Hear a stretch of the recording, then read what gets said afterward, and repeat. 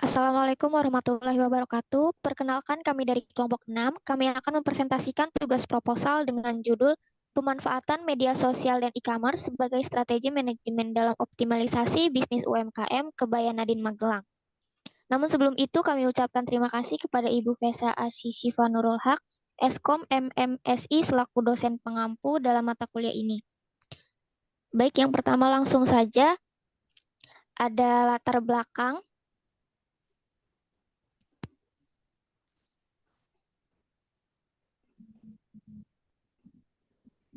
Saat ini perkembangan teknologi yang pesat ditandai dengan munculnya internet. Internet memiliki berbagai macam keunggulan dalam beberapa aspek. Salah satu kegunaan internet adalah untuk proses jual beli online yang lebih terkenal sebagai e-commerce. E-commerce dapat juga memasarkan dan mempromosikan. Dengan pesatnya perkembangan teknologi informasi, UMKM telah menyadari bahwa di era konsumen berbelanja online saat ini menyebabkan kecenderungan konsumen untuk mengikutinya. Pelaku UMKM harus menyiapkan segala strategi untuk menghadapi perkembangan saat ini.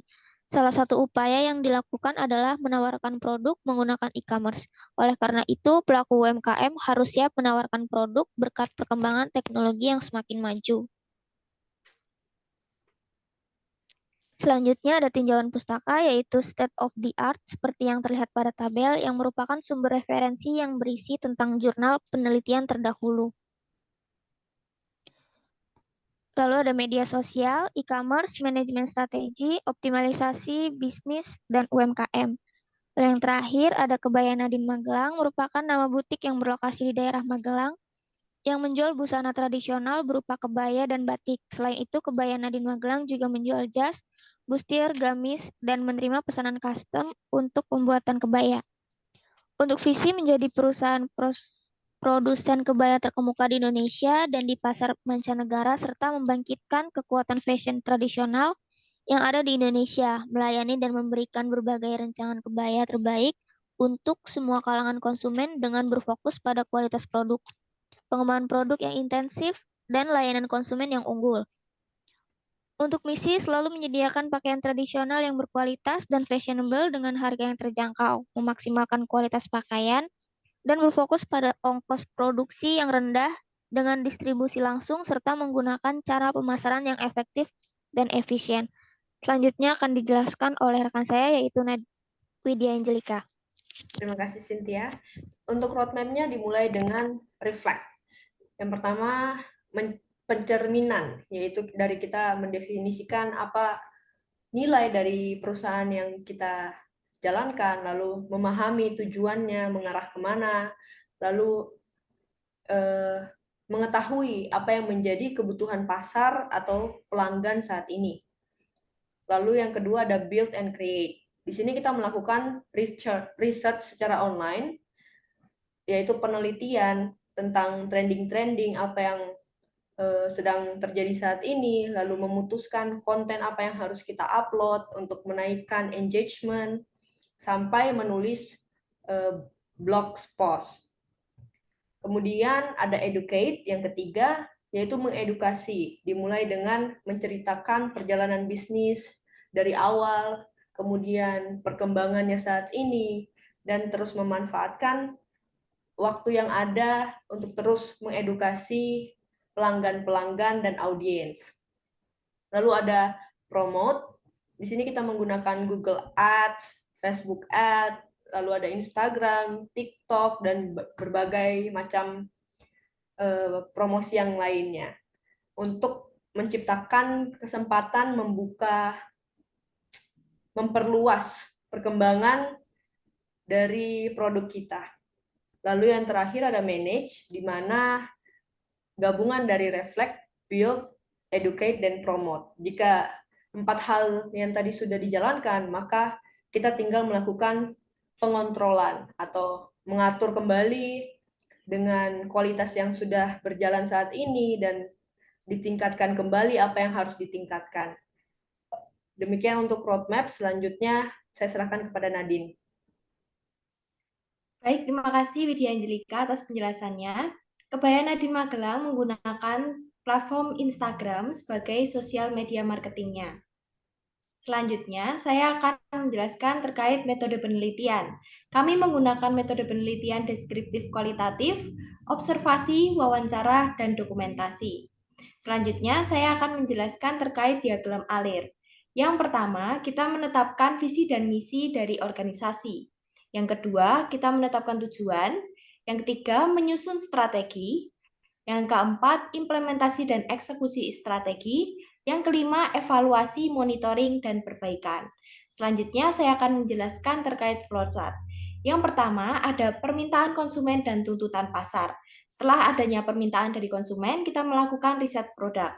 Setelah itu, kita melakukan perkembangan produk. Setelah melakukan perkembangan produk, kita melakukan uji kelayakan, apakah produk tersebut layak untuk dijual atau tidak. Jika tidak, kita melakukan riset produk kembali. Jika produk tersebut layak dijual, maka kita menentukan harga jual. Setelah itu kita melakukan produksi massal. Setelah itu kita melakukan promosi, pembuatan konten, mengupload ke e-commerce atau memasarkan ke e-commerce, lalu produk akan diterima oleh konsumen. Selanjutnya untuk DFD akan dijelaskan oleh rekan saya Widya Angelika. Baik, terima kasih Nadine. Data flow diagram dimulai dengan customer dan marketing team sebagai entitasnya. Lalu ada proses pembelian. Di sini untuk mendapatkan data dari pembelian pelanggan berjalan dua arah. Yang pertama, masuk ke dalam database untuk tren pembelian saat ini. Di sini prosesnya akan di-store ke dalam data store, yaitu Purchasing Trends Database. Setelah itu mengarah kepada info data yang kami dapatkan. Info ini akan diteruskan kepada marketing team. Lalu yang proses ke kiri dimulai dari pembelian produk. Di sini kita mengupdate histori pembelian dari pelanggan. Setelah diupdate, data tersebut akan disimpan ke dalam account history database. Lalu akan diarahkan ke daily buyers history, yaitu pembelian harian, yang kemudian akan diproses ke dalam purchasing data dan diarahkan ke marketing team. Demikian untuk data flow diagram. Selanjutnya ada jadwal. Kelompok kami menggunakan waktu 2 minggu untuk menyelesaikannya. Yang pertama ada pengumpulan data, kami lakukan pada hari pertama dan kedua. Lalu analisa penelitian, hari ketiga dan 4. Pengelolaan data di 5 dan 6. Lalu pembuatan proposal kami memerlukan 3 hari. Pemasaran digital memerlukan 2 hari. Dan pembuatan laporan kami lakukan di hari ke-12 sampai 14 dan memakan waktu 3 hari. Untuk selanjutnya saya serahkan kepada Nadine Tiara. Baik, untuk output dan target capaian, yang pertama ada pembuatan proposal, statusnya sudah tercapai, waktu pencapaiannya Desember tahun 2022.